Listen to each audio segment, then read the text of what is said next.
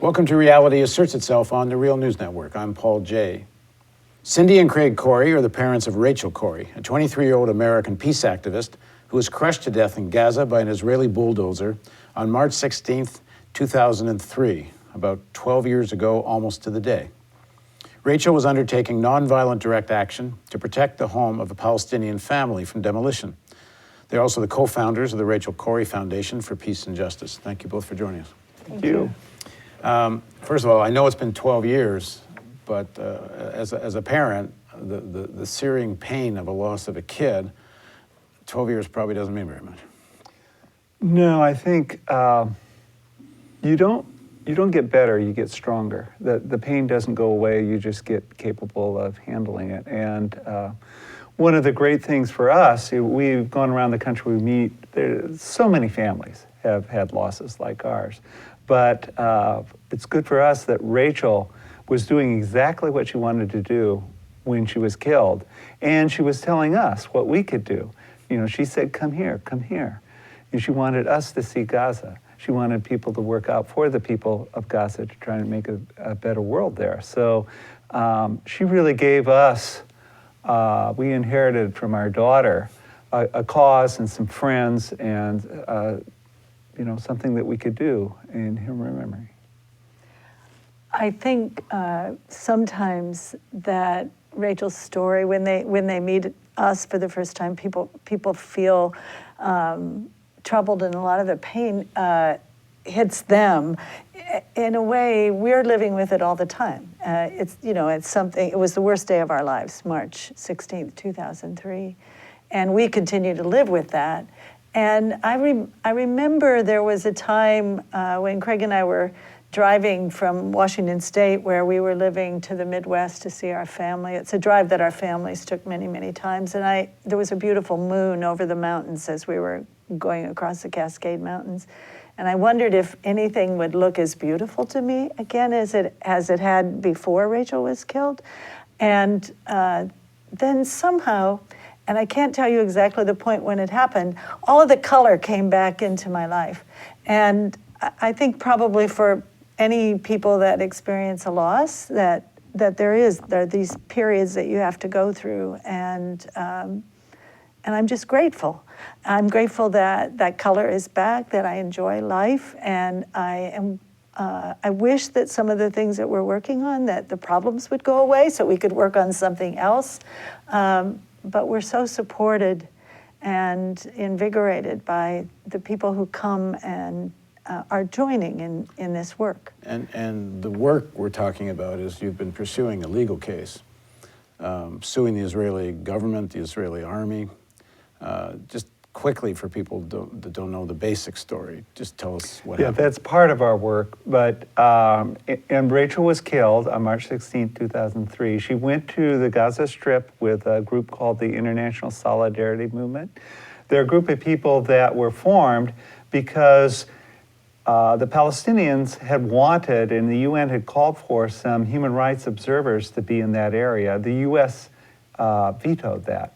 And so some people thought, well, they don't have to be with the UN, it could be anybody. And so people from around the world were going there.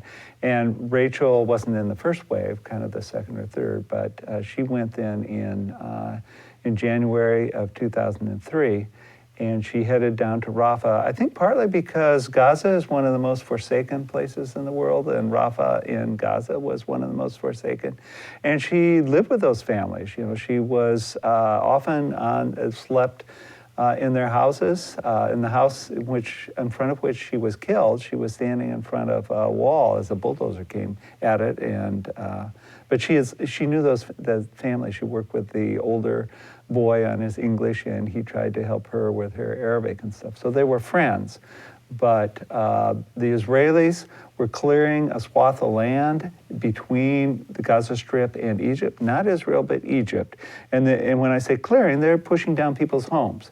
And these homes have several extended, one extended family, so they might have 30 people in one of these buildings. But in the particular home that Rachel was standing in front of that day, there were two brothers and their 5 children, and the wives, 5 children. And these bulldozers would come up that day to the activists' feet, pushing, and these are huge bulldozers, D9, D10 bulldozers, D9 in her case, armored, 65-ton bulldozers. They come up right to the activists' feet, pushing their dirt, and then they would stop. But at 5 o'clock, a bulldozer came up towards Rachel, and right behind her was the Nasrallah house, and it didn't stop. It went over her, and her friends say, without picking up its blade, backed up. She somehow survived for moments after that. She was between the tracks of the bulldozer, it's clear from pictures we've seen. And so she said to her friend Alice, I think my back is broken. But that was her last words. What the Israelis were doing, some people have described as collective punishment. And it's important to say hundreds of Palestinians were killed in the same area, and many of them were children. The Human Rights Watch report, Raising Rafah, reported that from 2000 to 2004, a tenth of the population of Rafah in southern Gaza lost their homes. There were over 1,600 homes demolished. And this was more than collective punishment. It was certainly many people suffered. But it was a very deliberate policy to take control of more of that area. As Craig said, it was along the Egyptian border with Gaza, not the Israeli border. The Philadelphia corridor is a very narrow route that by treaty the Israeli military had access to. But it was very narrow, this Philadelphia corridor, but plenty large for their equipment to move through it. But what they kept doing was to take row after row of houses. This was not directed at families that had particularly had any violence towards the military at all, although you'll read that sometimes. Well, that's what the Israelis have said, that there were snipers and there were various other people shooting at Israeli soldiers. Yeah. And this is why they're knocking down houses. This was during the height of the Second Intifada. And certainly there was resistance there and there was violence there, but I think it gets very distorted in the reports, actually, because there were actually more Israeli soldiers, for example, killed in the West Bank during that period than there were in Gaza. The clearing that was happening, you have to remember that there were 8,000 settlers in Gaza at the time, and I forget the number, but between 20 and 22 settlements, I think around 22 settlements. A lot of them were in the southern part of the Gaza Strip. One of the things that made Rachel really sad was that children that she lived with who were living under the most terrible conditions. Many of them hadn't seen the ocean. Craig and I have been there. Mediterranean Sea is very nearby. It's beautiful. And when I went there, when emotionally it was just really hard, when I would finally get up north and be able to see the Mediterranean, it was like a breath of fresh air. And Rachel felt sad because the children she was living with hadn't seen it. They'd be 5, 6, 7 years old, but because the settlements had access to the ocean, not the families, not the Palestinian families, there was this limitation. So Israeli policy at the time was to take more and more of this area. There's a famous quote from a colonel, I believe, Yom Tov Samia, on Israeli army radio that said, no matter what happens, each time there's any resistance, we need to take another row of houses. So there was definitely an expansionist plan with that whole area at the time. I just think it's important for people to know that it wasn't like they targeted one house and took down that house for punitive reasons. They were taking all the houses in the area. In our court case in Israel, our attorney asked the deputy battalion commander, how far did the Philadelphia corridor go? And he said, up to the next row of houses. I think was his response. Means it keeps getting bigger as we knock down houses. Yeah, exactly. Yeah. I think one of the things, as you say, they would like you to think they're terrorists in those homes, that the home that Rachel stood in front of, the one she was killed in, that family later came to the United States, or the younger brother, his wife, and a baby that was born after Rachel was killed. Well, to get here, they had to go to Tel Aviv to get a visa. And so after, sometime later, after Rachel was killed. The house has been knocked down, but even after that, the Israeli military give a pass to this family that was in the house to go walk freely in Tel Aviv for a day, go to the U.S. Embassy, and of course the U.S. Embassy does not give a pass to a Palestinian male, 34 years old, easily to come to the United States, but they got that, they traveled in the United States, and so Israel and United States had nothing against the family that Rachel stood in front of their house, but Rachel was killed. When Rachel left to join it's under the auspices of the International Solidarity Movement, right? Yeah.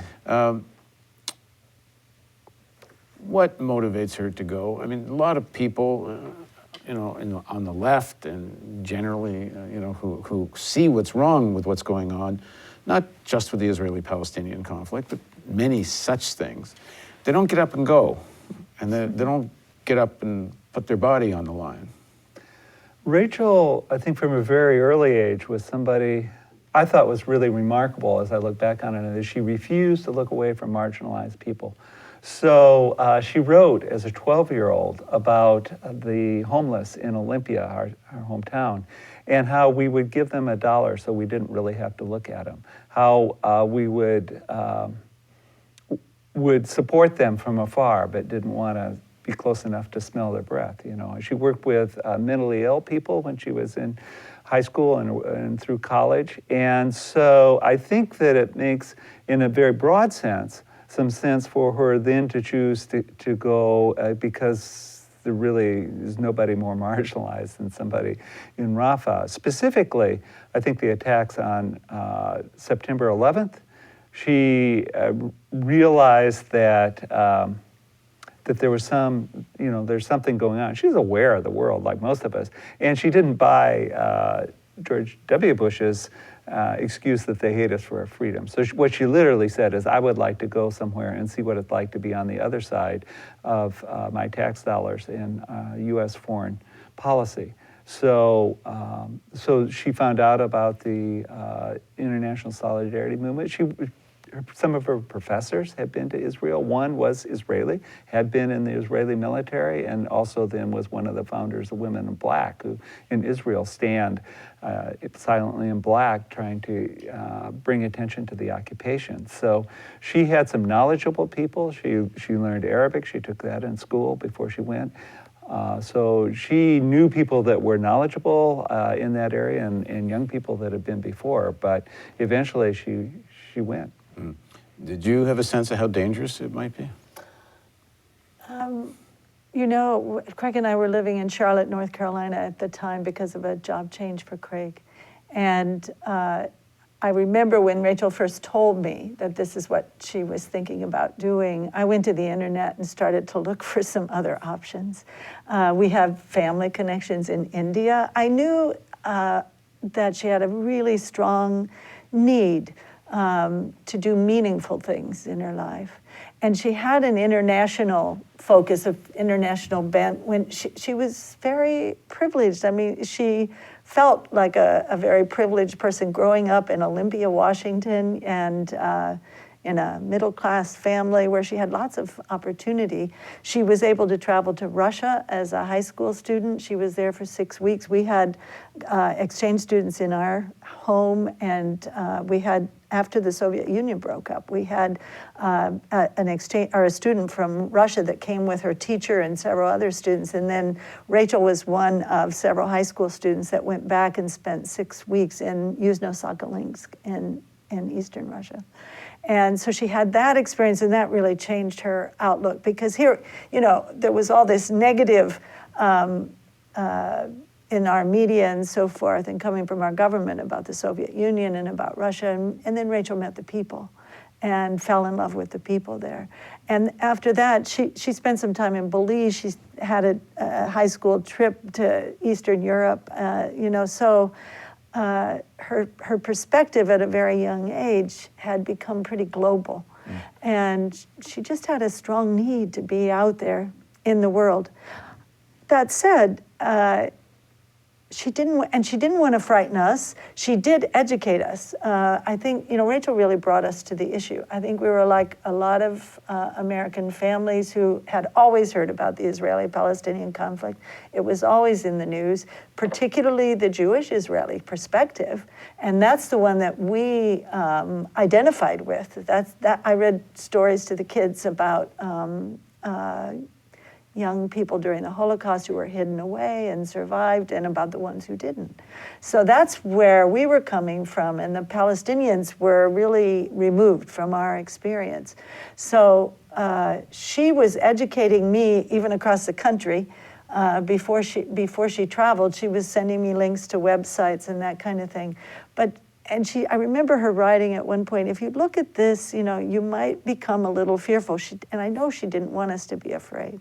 But she said nobody in the international solidarity movement had been killed. There had been an injury or so, but nobody had died in that. And so, she was trying to help us along. And I remember her first phone call to us in Charlotte, North Carolina, and I think that was a point when Craig and I really couldn't even talk about it with each other after that call, because I could hear the trembling in her voice when she was in Rafah, and she said, "Can you hear that? Can you hear that?" And it was tanks that were going up and down this Philadelphia corridor. And she was actually in the house that she stood in front of when she was killed, making that phone call, and it was nighttime. And I remember feeling worried then. But also, as she was there longer, what we saw happening through her writing and through her communications is she was okay. And she was telling wonderful stories about the people that she was staying with. And we saw her confidence grow in her ability to be there and to do the work that needed to be done. And she was working with the Children's Parliament.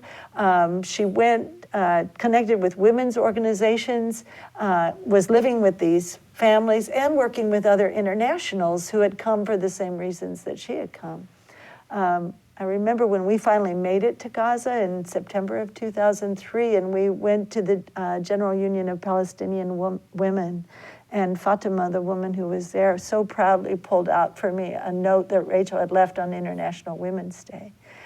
We went and visited families, and we have actually in a book of Rachel's writing, Nyla's letter, a young Palestinian woman that Rachel had written a letter into her journal, and it was all about how the world should be ashamed of this, and how Nyla should hold on to her dreams, and of how she had all this ability to be, any of these things that she wanted to be, and how much Rachel was learning from Nyla and people like her about the human spirit and about dignity, just how much Rachel had learned there.